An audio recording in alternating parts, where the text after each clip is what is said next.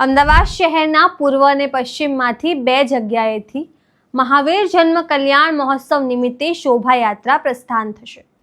પશ્ચિમમાં નવરંગપુરા અને પૂર્વના સુખરામનગરથી ભવ્ય શોભાયાત્રા અવનવી ઝાંખીઓ સાથે નીકળશે।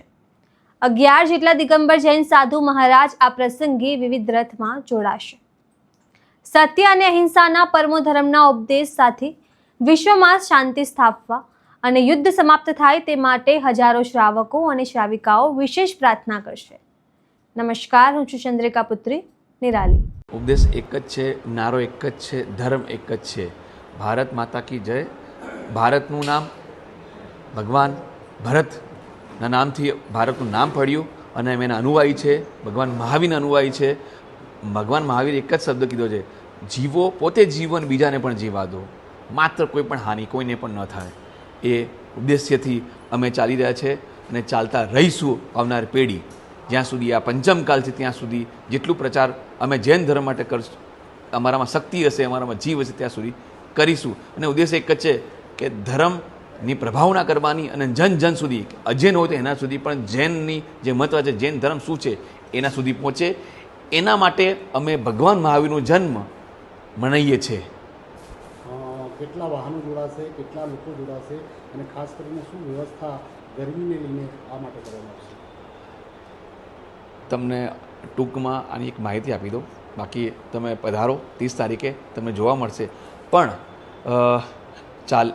35 થી 40 ઓપન જીપ છે પૂર્વ અને પશ્ચિમ વિસ્તારને મળીને, 7 થી 8,000 જૈન ધર્મ ભક્ત ફૂટબોલ ગ્રાઉન્ડે ભેગા થવાના છે। અને યાત્રાની અંદર 3 થી 4,000 માણસ ઓન રોડ હશે, 2 થી 3,000 ટુ વ્હીલર હશે, 4 વ્હીલર અરાઉન્ડ 200 થી 250 4 વ્હીલર હશે। અને આખા રૂટ દરમિયાન પૂર્વ અને પશ્ચિમમાં જ્યાં જ્યાં રૂટથી જે રૂટથી ભગવાનની ધર્મયાત્રા નીકળશે, જેમાં ભગવાન શ્રીજી, ભગવાન મહાવીર સ્વામી પોતે હશે, એ જગ્યાએ બધા મંદિર, જ્યાં મંદિર રૂટથી મંદિર આ યાત્રા નીકળશે, એ લોકોએ જ્યુસની, પાણીની, છાશની બધી વ્યવસ્થા કરી છે કે ગરમી હાઈ ટેમ્પરેચર પર હશે। એમ્બ્યુલન્સ જોડે ચાલવાની છે, ક્લીનિંગ ડિપાર્ટમેન્ટ જોડે છે, જેનાથી શહેર પણ ના બગડે। એએમસીને પણ બહુ સારો સપોર્ટ છે, ટ્રાફિક પોલીસનો પણ સારો સપોર્ટ છે અને પોલીસનો પણ સારો સપોર્ટ છે આના લીધે, એટલે કોઈ પણ ટ્રાફિક બાબતની કોઈ સમસ્યા નહીં હોય અને સારી રીતે આખી નગર ભ્રમણ કરીને પૂર્વ અને પશ્ચિમ વિચારથી ભેગા થશે ફૂટબોલ ગ્રાઉન્ડ, કુંડલપુર નગરી ફૂટબોલ ગ્રાઉન્ડ પર, જ્યાં 11 સંત એમની સમક્ષ અમે ભગવાન મહાવીરનું જન્મ કલ્યાણક મનાવીશું। 30 માર્ચ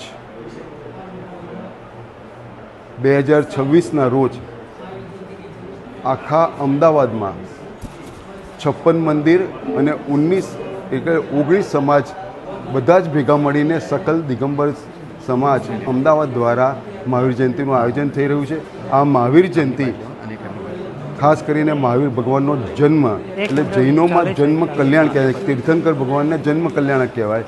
આપણે મનુષ્ય સાદા હોય તો બર્થડે મનાવતા જન્મ કહેતા હોય છે, પણ જન્મ કલ્યાણક મનાવવાનું જે મહામહોત્સવ થઈ રહ્યો છે એમાં પૂર્વમાંથી લગભગ 12 કિલોમીટર લાંબી રથયાત્રા એટલે શરૂ થશે, 12 કિલોમીટર ફરતી યાત્રા કાંકરિયા ફૂટબોલ ગ્રાઉન્ડમાં આવશે। એ જ રીતે સીજી રોડથી યાત્રા શરૂ થશે અને 9 કિલોમીટરના રૂટમાં ફરતી યાત્રા કાંકરિયા ફૂટબોલ ગ્રાઉન્ડમાં આવશે।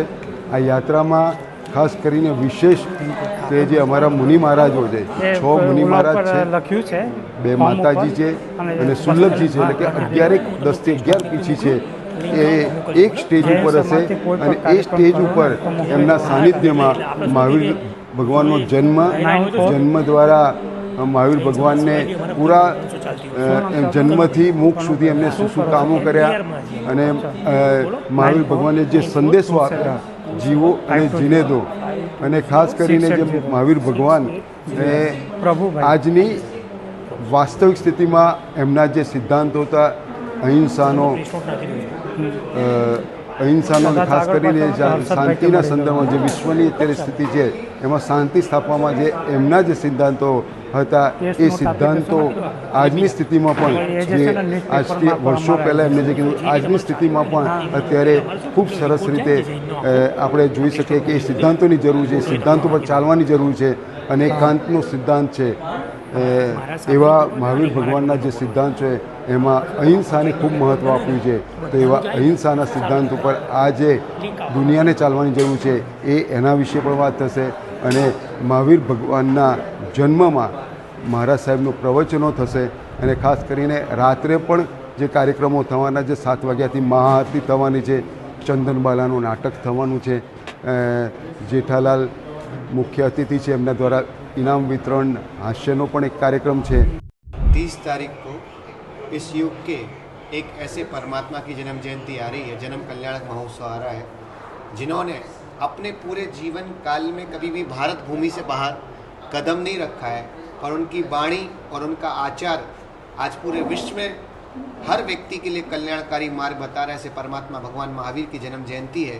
और भगवान महावीर एक इकलौते ऐसे परमात्मा हैं जिन्होंने अपनी शरण में आए हर व्यक्ति को स्वीकार किया है.